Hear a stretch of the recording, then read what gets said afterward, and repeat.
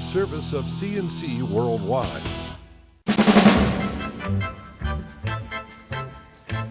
CNC Podcasts are a service of CNC News.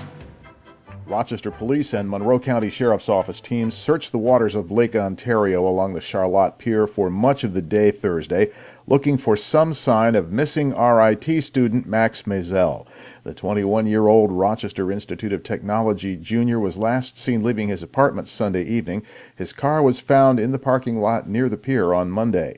The researchers used sonar and a remotely operated underwater vehicle in their search. Rochester police say it's a long and painstaking process. They'll resume again Friday morning if weather permits.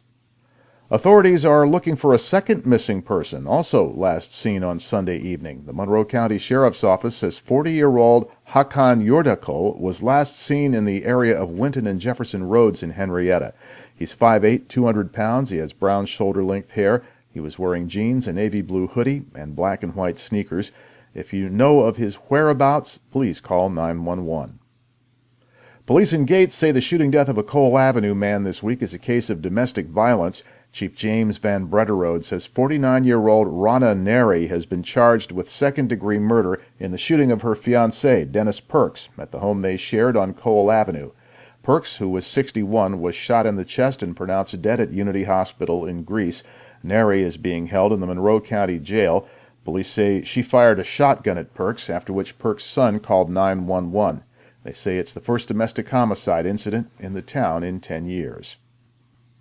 A man found guilty of breaking into his ex-girlfriend's apartment in Greece and beating her has been sentenced to 15 years in prison, followed by 5 years probation.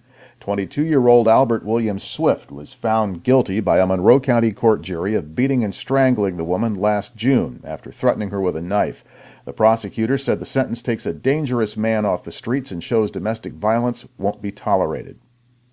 A Troy man is under arrest after he was caught trying to use a cloned credit card to buy nearly $29,000 worth of jewelry and a Rolex from the man's jewelers at Eastview Mall. The Ontario County Sheriff's Office says 33-year-old Rakhim Scarlett ran when his counterfeit credit card triggered an alarm, but police caught him hiding in a snowbank on the mall property in Victor. Investigators found he had other high-end jewelry on him, all bought with stolen and forged credit cards throughout central and eastern New York. That included a large diamond ring, which he swallowed as deputies moved in an effort to hide it. Ontario County Sheriff Phil Pavros says Scarlett was put in jail and monitored. After about 2 weeks, nature took its course. They got their ring, as well as their man. Governor Cuomo will lead an official New York State trade mission to Cuba April 20th, the first of its kind since President Obama began normalization of diplomatic relations between the U.S. and Cuba. The governor and the chief of the Cuban Interests Section announced the trip Thursday. It will include state government officials and business leaders looking for opportunities on the island nation.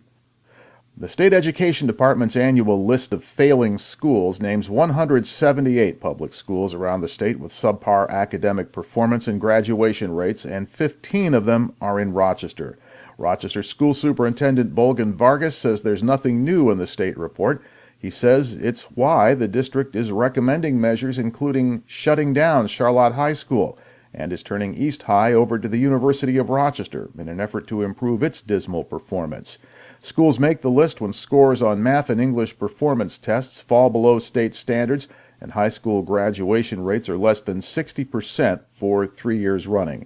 The failing Rochester schools can all be found on GreeceNYLive.com. Governor Cuomo says that list of failing public schools shows the severity of the problem facing public education in New York. He called for enactment of his education reform plan, including new teacher performance standards. He says children will no longer be condemned to failing schools. Teachers and educators from 40 Rochester area school districts who opposed the governor's plan rallied in Fairport Thursday evening. They say Cuomo is failing to tackle the root cause of poor student performance, which they say is poverty. They say blaming teachers and evaluating performance only on standardized tests does not account for the students who come to school disadvantaged by their neighborhoods. Similar protests were held elsewhere around the state, organized by school boards and teachers' unions. A Victor woman who backed over a teacher at the Victor Intermediate School this week has been charged with reckless endangerment and assault. The Ontario County Sheriff's Office says 41-year-old Stephanie Thove is accused of backing her car into 38-year-old Amy Thomas. Thomas is a fifth-grade teacher who was walking in the bus loop when she was hit. Students were nearby at the time. Thomas was taken to Strong Memorial Hospital for treatment of a concussion, bruised ribs, and whiplash. Your next CNC podcast is whenever you click on one of these pages. I'm Bud Lowell, CNC News.